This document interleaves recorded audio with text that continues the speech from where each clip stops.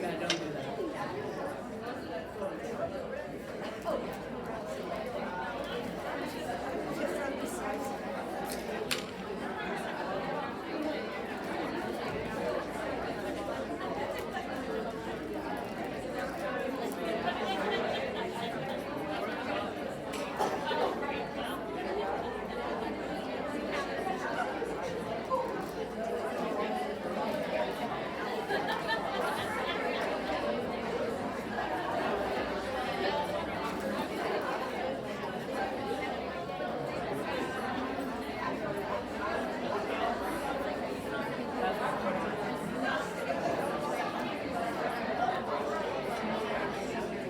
Yeah, I'll touch you.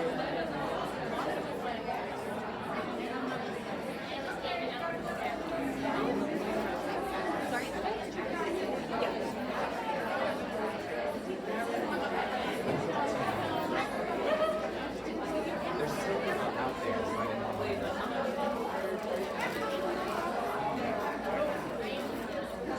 All right. Good afternoon, everyone. All right, if you're having a great day, let's hear your best bark for our next session. Are you having a great day? Ruff, ruff, ruff. Yeah, there we go. Okay, see? Animal people, we got this. Okay. I'd love to introduce our next speaker. We have Joanna Rogowski. She is a Karen Pryor Academy Certified Training Partner. I will not be able to say that again twice as fast. It's very impressive. With a master's in comparative pathobiology from Purdue University. After earning her bachelor in science in animal sciences in 2014, she taught high school science through Teach for America in South Texas. Her graduate research focused on dog welfare and commercial breeding kennels.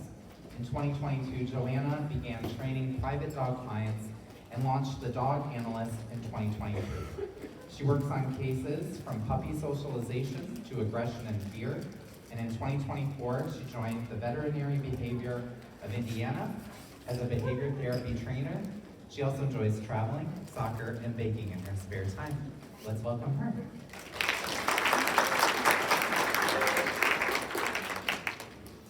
Hello, thank you so much for having me. Can everyone hear me okay? All right, awesome.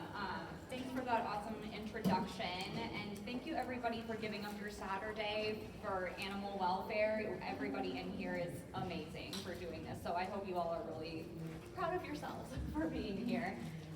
So yes, I am Joanna Rogowski. He already introduced me, so I don't need to go into who I am. But welcome to Ruff Day, recognizing, understanding, and reducing stress in dogs. Really quickly, and I just want to give an idea of who's in here, like who is in the shelter rescue world. Most of us. Awesome. Veterinary world. Couple. Trainers. Hello. Hi, Connie. Okay, great. So I'll go ahead and skip this about me slide because it's already been said, but that's my lovely dog Foxy. She was my partner for Karen Pryor. And yes, so I, like you said, I was a high school teacher, so I'll know if you're falling asleep or texting during my Okay, so objectives for today, we're going to define stress, what causes it, and what effects does stress have, how to identify stress, and then ways to prevent and mitigate stress. All right, what is stress? Different places will give you different definitions. Prolonged exposure to internal or external stimuli leads to a loss in homeostasis, so loss of internal balance. Our veterinary field friends can give us plenty of explanation on what exactly is happening in the body, so I won't go into that. But it's a body's natural response to a challenge, demand, or perceived threat. So bottom line, some kind of internal, external stimulus happens to throw off balance, and the body has a physiological and psychological response to that stimulus that is designed to help the individual cope with that situation.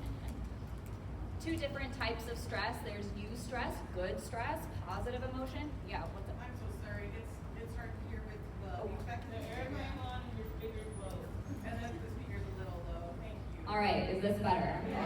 All right, I feel like I'm having a really intimate moment with this microphone, but we'll go with it. Okay, so thank you for letting me know. So good stress, positive stress, has positive emotions associated with it, and then de-stress, which is all the stress that we think of, right? Negative emotions, fear, frustration.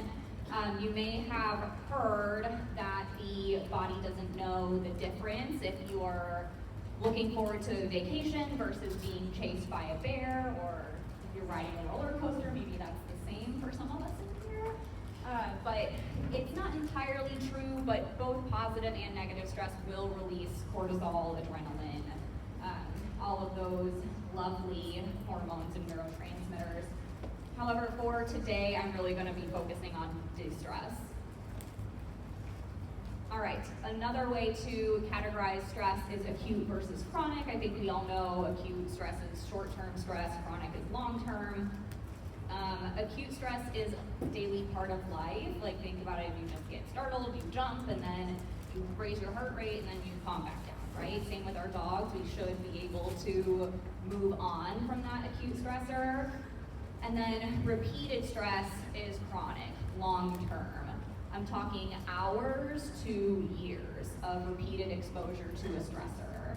And that's where most problems can occur, right? So that can lead to immune suppression, panic or anxiety disorders, sleep disorders, GI upset. The connection between the gut and the brain is so interwoven and connected. I just listened to a webinar on it, I'm fascinated. But the biggest of which, maybe at least for me as a trainer, is behavior challenges, right? This can be the most pressing effect of chronic stress because it can impact adoption, medical care, and success in a home, right? I think we all know how often dogs are relinquished because of behavior issues, right? So again, for this presentation, I'll be mostly focusing on chronic stress. All right, causes of stress. I want to preface this with saying there is no way we can avoid all stress in life, right? Like, some stress is necessary. The goal of this section is to bring up some causes of stress and set us up to look at ways to mitigate that stress. So when I say that spaying and neutering is a cause of stress, I'm not saying we shouldn't do it, so don't worry about that. All right, causes of stress, history, past experiences or lack thereof. Who of us has or knows a COVID puppy? I adopted a healer mix the day before the shutdown. If you know, you know. Yes. So there is debate on, and have we heard of the critical period of socialization? It's that window where puppies are just social sponges and they're super accepting of new experiences.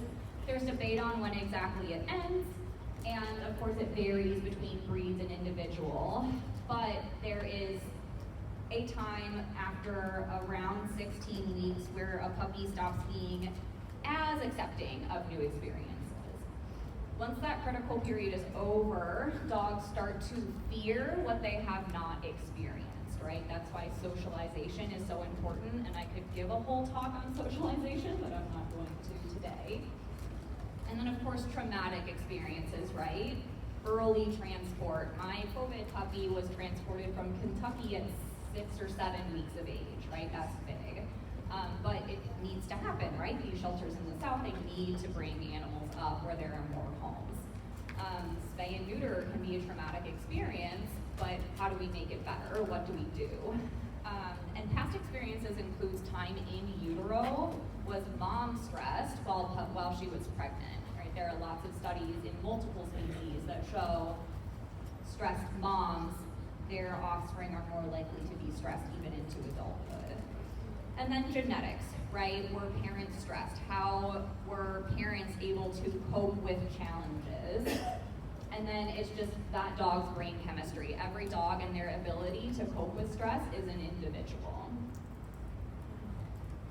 All right, looking at the environment, noises, right? Crowded or confined spaces. Do we live downtown where there are always loud cars going by? Or do we live in a nice rural place where all you hear is the birds tweeting in the morning?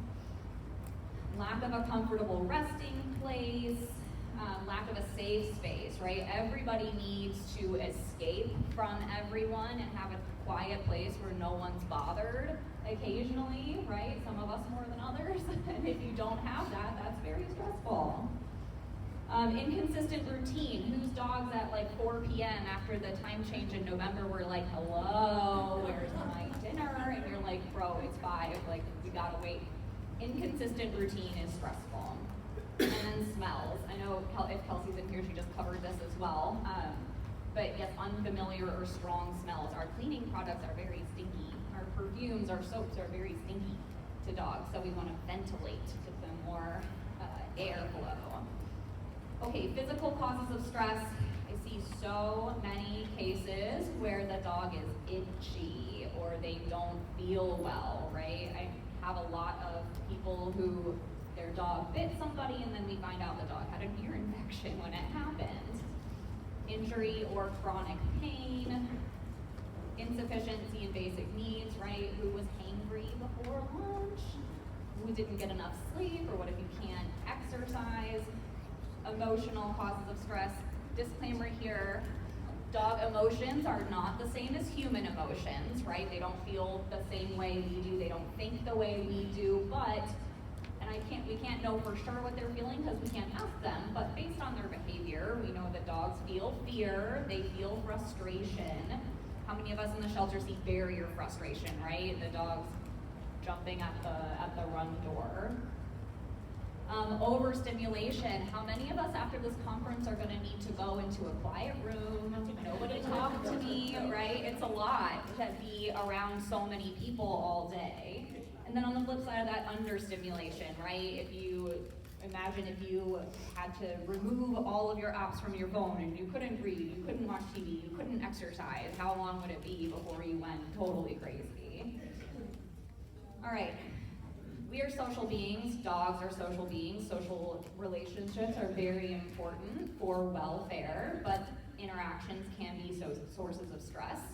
Inconsistent or aversive human interactions, if dogs don't understand what to expect, we see a lot of conflict there. Handling, of course in the vet clinic there's the obvious, right?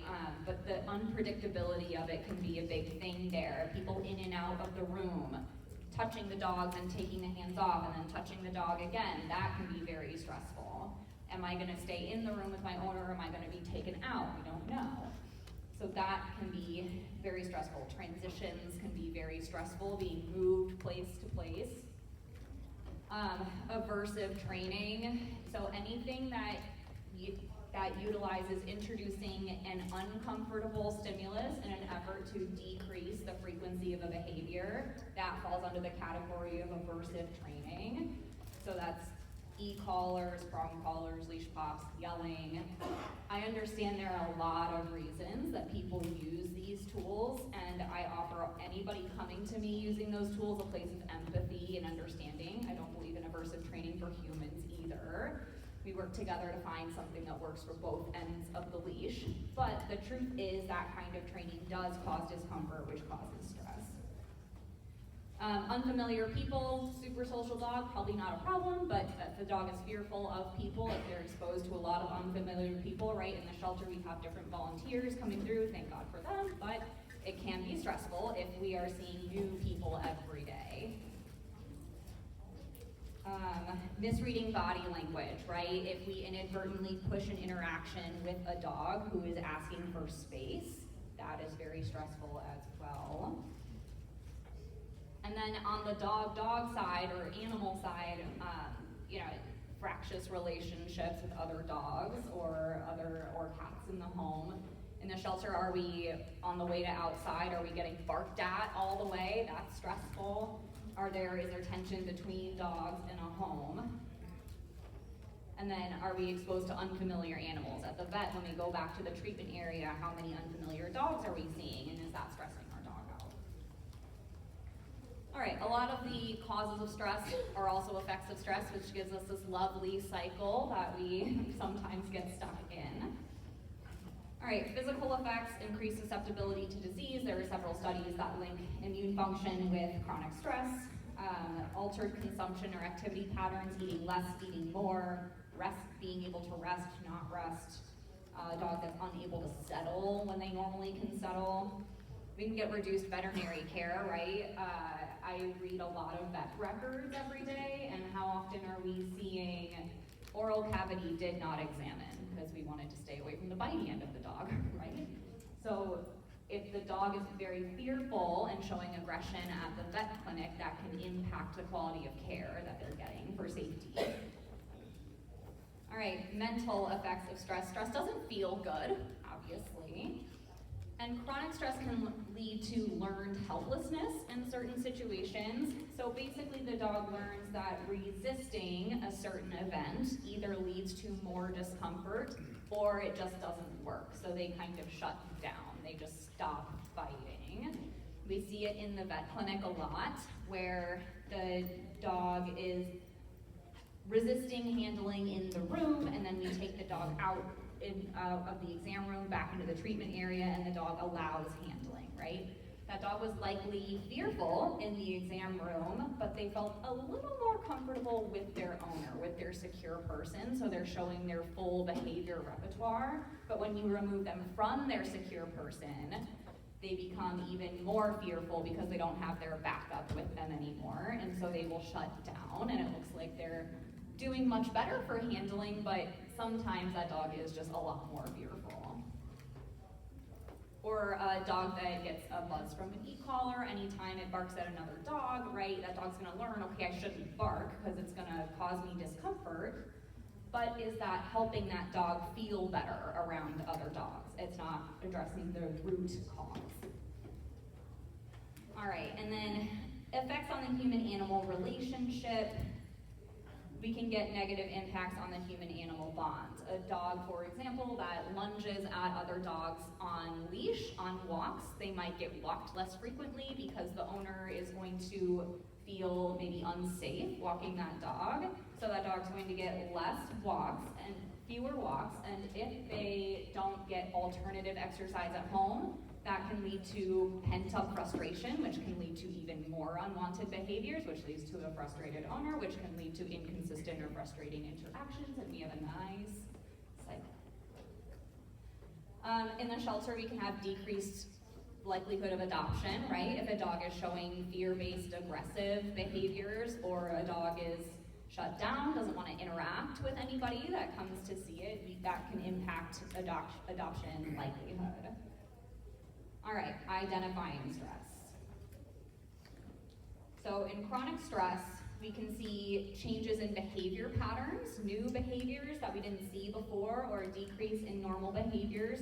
New behaviors can be vocalization, conflict behaviors like aggression toward the owner, hyperarousal, a dog just can't settle down, panting, or can have a short fuse, like they're just easily irritated. Changes, again, in eating, drinking, sleeping, effect and cause of stress.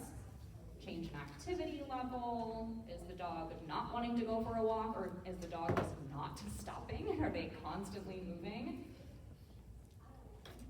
Illness, right? Illness causes stress, or if you're stressed all the time, you get sick.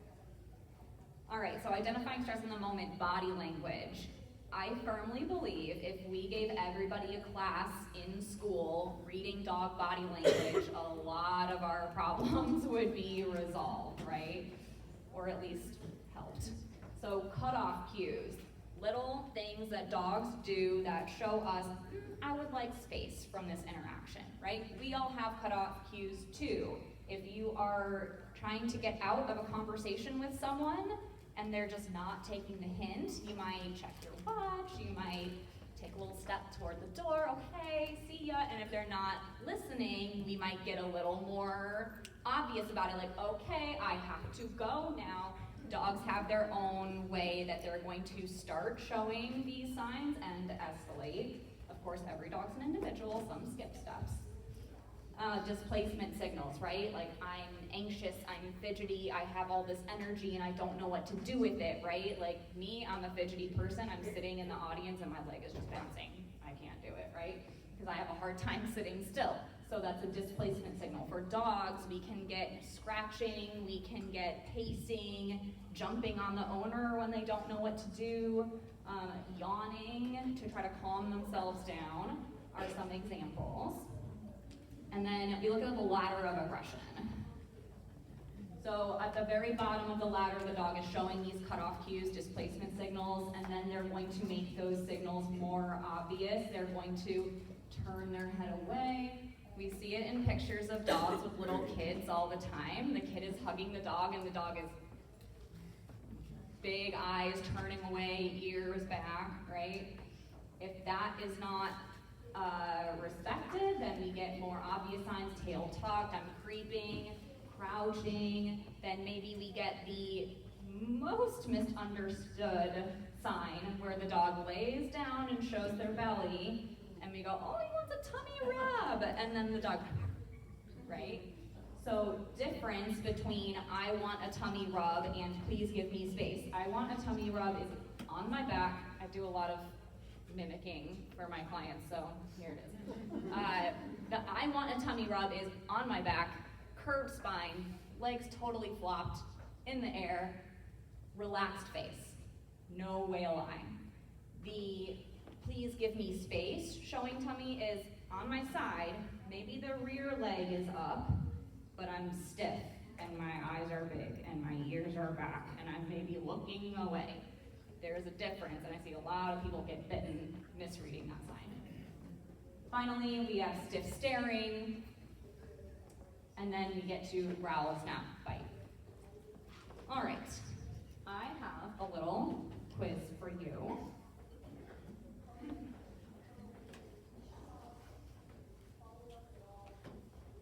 So see if you can count the cutoff cues.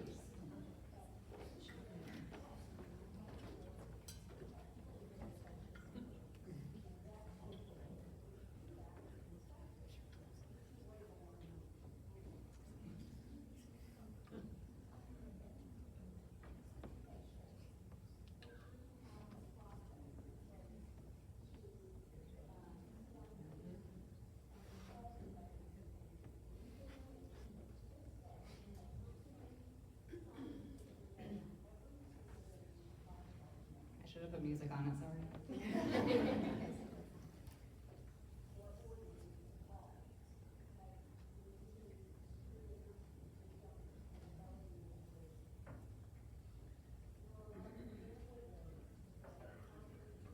How did we do? Thumbs up, middle, down? I can't see anybody's thumbs. Okay. So, that is my dog, Maple. Disclaimer, I don't normally ignore her cutoff cues. We have a very long history of me respecting her cutoff cues. So she and I felt safe and she got lots of love after her, lots of treats afterwards.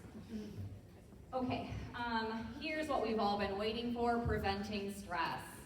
Now that we are intimately aware of how to recognize it. Keyword is prevention. I don't want to wait until I see stress in my dog to implement these things, but of course, if we see stress, we do want to start looking at these. Some of this might overlap with Kelsey's talk, but hopefully I'll have different examples. This is meant to give you ideas. I can't think about every single individual facility, every single home, and say this will work for this exact situation, right? I just want to spark inspiration. Happy to talk with you after. Much to my parents' frustration growing up, I have an answer for everything, so I'm happy to talk to you afterwards about your specific situation. All right, so quick overview of what I'm going to talk about, how we can prevent and mitigate stress.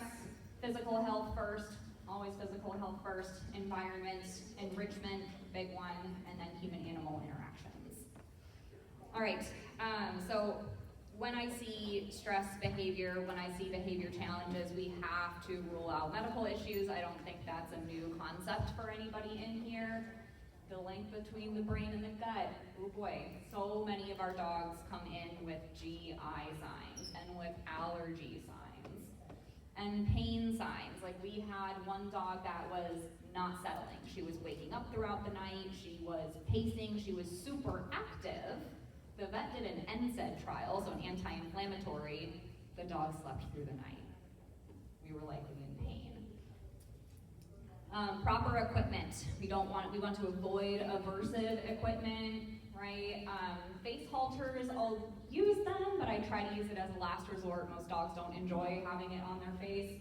So I like to opt for a well-fitting Y harness or a well-fitting flat collar if the dog is not pulling on leash.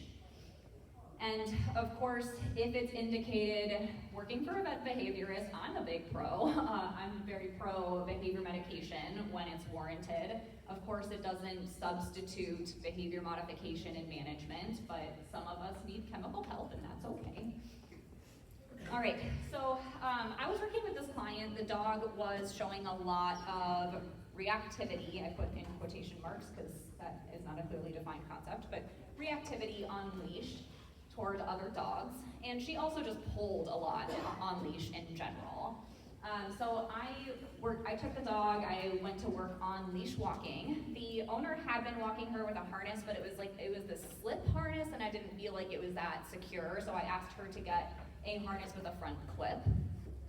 I offered her 3 kind of go-to brands. I'm not gonna throw shade on the brand she chose, but I'll say it's the front clip harness that's very easily found in pet stores. So when I put the new harness on her and got her on leash and got her moving, and she was walking perfectly. Like, she was not pulling at all. She was much slower. She wasn't trying to run away from me, and I was like, this is great. Too good to be true, right? Like, the dog did not magically learn to walk perfectly on leash. So now I'm terrible at assessing gait. I know we don't have too many vet field friends in here, but like, my cat takes Silencia injections and for her arthritis, and when my vet asks me, hey, how is she doing on, how's her gait doing? I'm like, here's a video. I don't know. So let's look at this video first.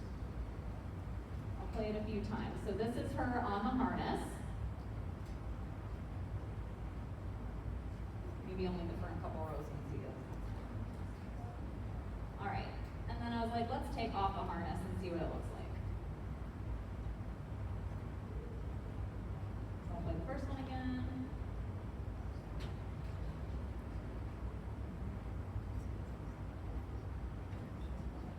All right, call out some differences you're seeing. Yeah, restriction of movement, different. Somebody said something with the front legs. Yeah, the gait looks really tight, right? So the harness going across the chest was restricting the movement of her front legs. Probably not comfortable, so we opted for a different harness. Okay. To the next slide. There we go. All right, so environment. We want to minimize as much as possible disturbing noise. I know in our shelters we have a lot of dogs barking, right? So what can we do to minimize dogs barking? Can we help mask sounds that we might hear elsewhere by playing music, white noise? I think we all know about that. Can we go through and as we're walking through the runs, can we treat the dogs that are not barking? Or wait a second for the dog to even take a breath, treat them then, right? Can we build up a routine of rewarding the dogs for calm behavior? Sound dampening strategies, like can we put blankets in strategic locations to help block sound? Quiet time, I know everybody has their own schedules, but we want all of our dogs to have time that they can not have visitors walking through. If we have a whole area of the building where nobody's coming in for an hour, the dogs tend to go to sleep, right? So it's important to incorporate that every day. We want to provide a comfortable resting place and a quiet, safe space away from others, including visual barriers, right? A dog that's having a lot of barrier frustration, can we block the visual? Does that help? And then we want to give them a place to hide, if we can do that. In the vet clinic, can we put a place for the dog to hide in the exam room while you're talking to the owner? How many of our dogs hide behind us at the vet, right? It would be great to have a little place that they can go hide while they're not being examined. And then scent or pheromone therapy, lavender is calming, dog appeasing pheromone, that's what moms release when they're nursing. It's calming, adaptyl, right, plugins. Here is and we want to cater to the dog's breed type, age, right, our little small dogs. We want to give them blankets. I also have a little Chihuahua Terrier mix, and she loves to make a nest. This is her post-bath time nest, very important.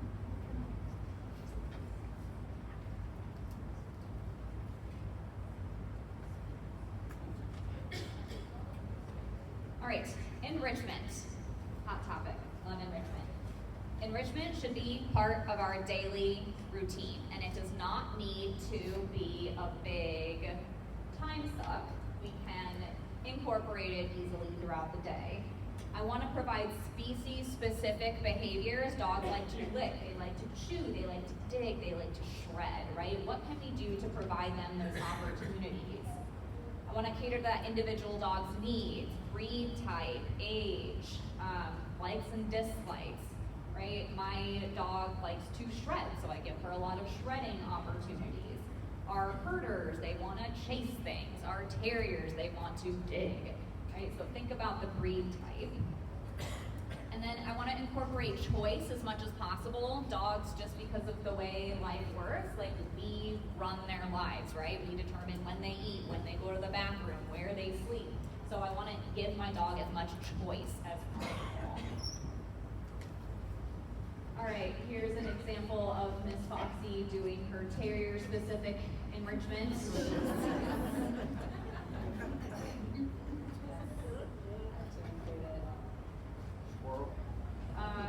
I didn't see what it was, but it was something.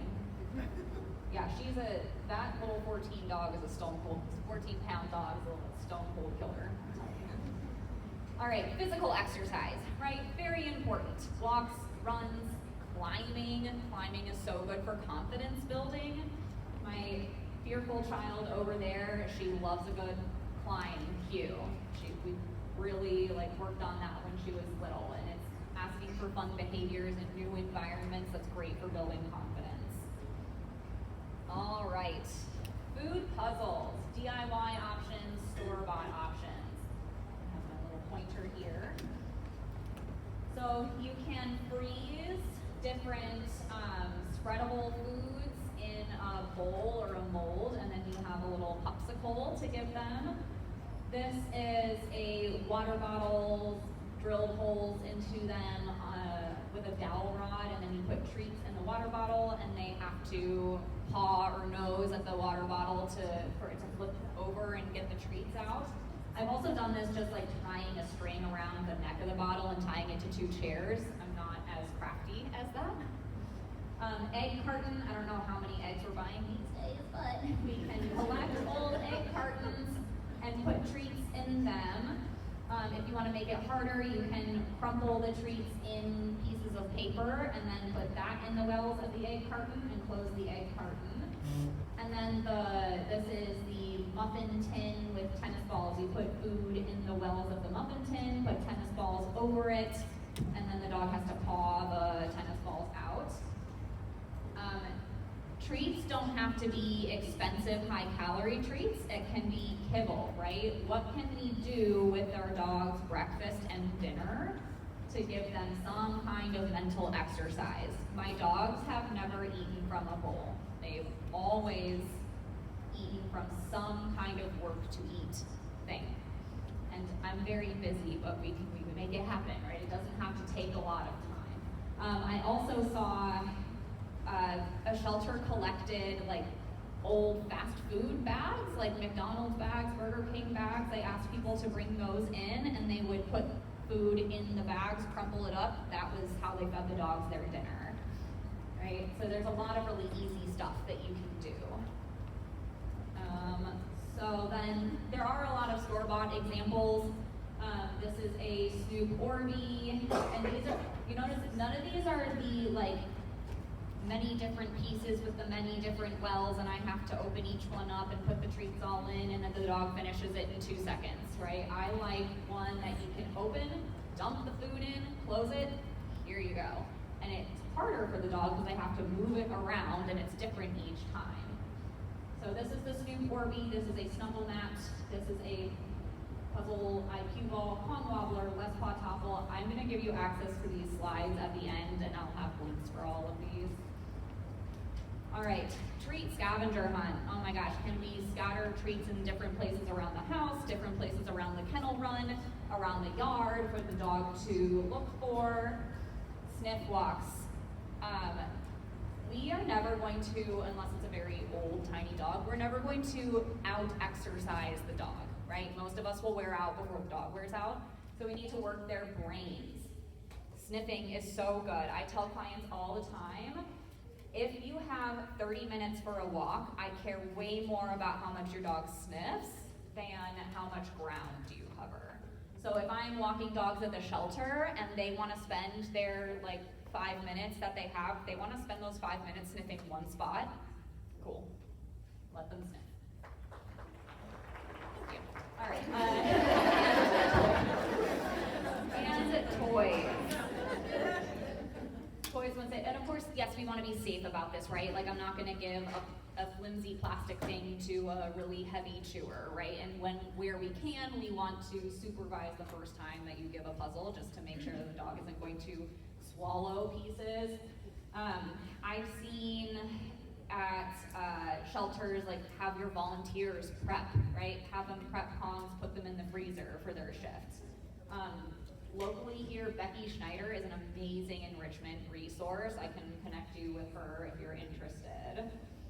Okay, here I have a couple examples of this in action. This is my mother-in-law's puppy that she got from a grocery store parking lot. But she's lovely. She's working on the t-shirt with treats, and then she wasn't.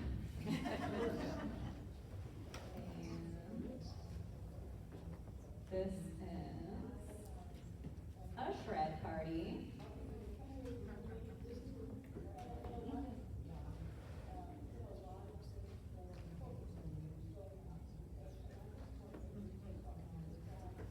We have a big box and a little box.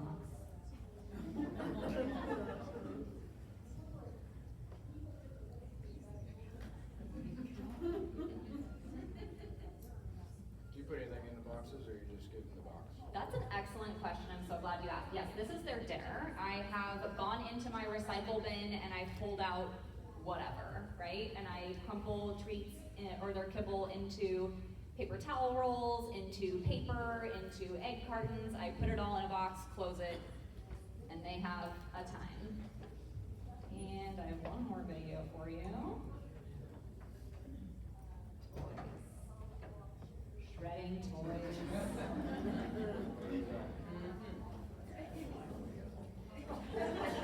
Call that their market time. Oh yes.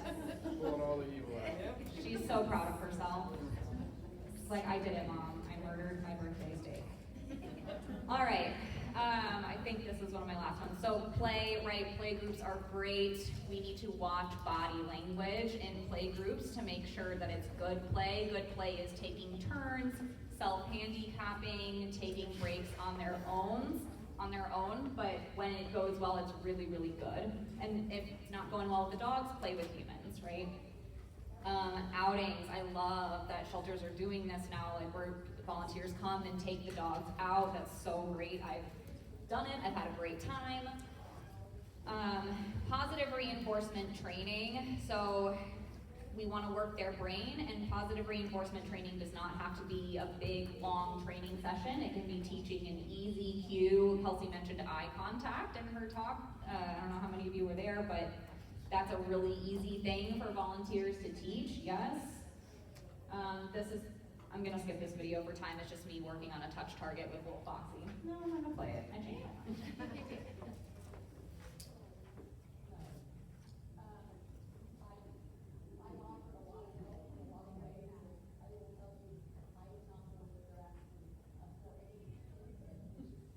I did this for 2 minutes, and then she took a nap after. I love it. I'm having so much fun. All right, human-animal interactions. So we want to read body language and adjust what we're doing accordingly. That is so, so important. With my speckled child, I've come up with a cue where I'll ask her if she wants to be pet. I'll say, don't judge me, I'll say, mommy pet. And usually she will lip lick. She's not big on pets, so I'll say, okay, thanks for letting me know. I'll go cry over here. We want to let sleeping dogs lie, avoid physically moving them. You get up off the couch, your dog gets in your spot, ask them to move verbally, toss a treat for them to move instead of physically moving them. I see a lot of bites happen that way. And then consistent routine as much as we can. Can we let the dogs out in the same order at our facility? Can we let them out at the same time? Can we have, at least for our fearful kids, can we have familiar handlers letting them out? Gentle handling and transitions.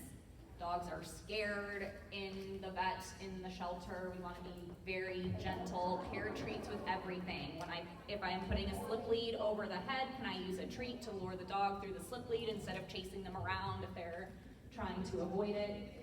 Lots of food rewards, lots of verbal praise. I love these pictures. At the vet clinic, we have a non-slip surface, and we are not restraining the dogs. We're letting them lick something while we do this easy handling. I know not every dog will sit there and lick while you do nail trims. Yes. And I bring up positive reinforcement training again because to talk about the positive reinforcement aspect of it.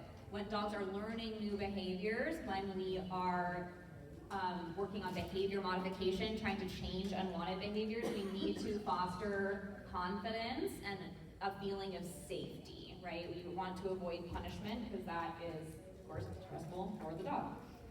And last thing, this quote is from Karishma War. She is a trainer with Calm Canine Academy. I just discovered her on Instagram one day, and this quote really changed my outlook. If your dog is doing something that you don't like, they are not giving you a hard time, they're having a hard time. So when I'm frustrated with my own dog, I remember she is stressed, she's not doing this on purpose, and that has really, really helped me in moments when I'm frustrated. All right, key takeaways. Don't wait until you see signs of stress to address it. Take steps to prevent it. Know the signs of stress, chronic and acute. Body language. Preventing and reducing stress can be easily incorporated into your daily routine. Does not need to take a lot of time. And approach with empathy to improve the human-animal bond and improved home adoption and vet care outcomes. All right, if you want to scan that QR code, there is a PDF version of this PowerPoint with a slide at the end with some of my favorite resources and enrichment ideas linked. And there's my contact information. Thank you so much.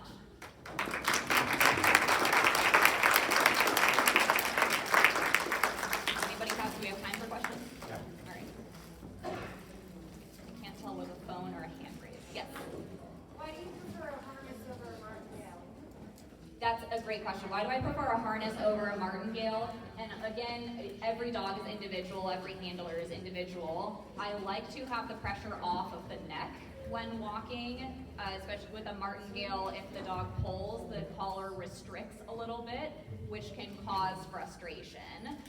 But I understand, like, if the dog's neck is bigger than its head, we might need a martingale for safety, right? So regardless of what equipment you use, I really emphasize training to teach the dog to walk nicely unleashed, so whatever the equipment is not pulling on them. Any other questions? All right, thanks everybody.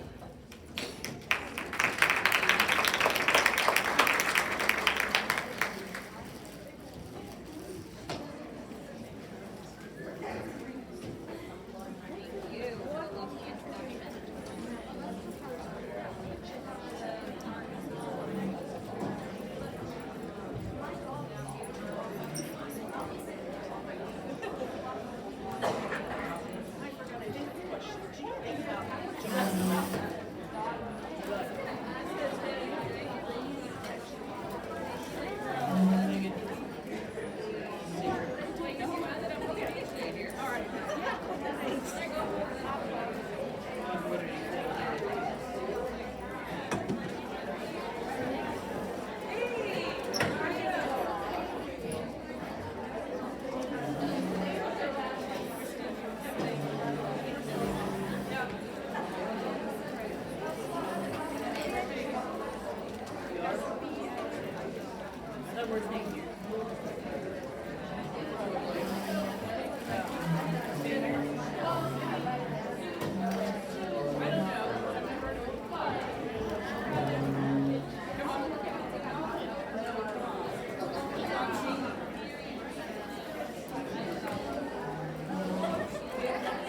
I wish I could avoid it.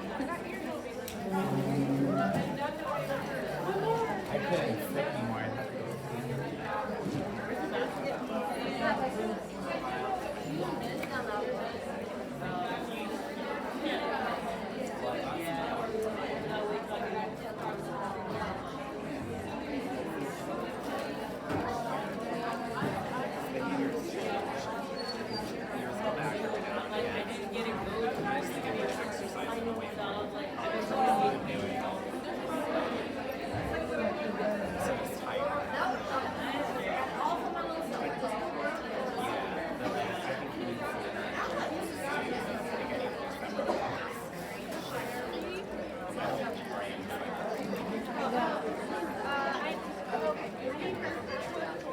I had some friends over the next week.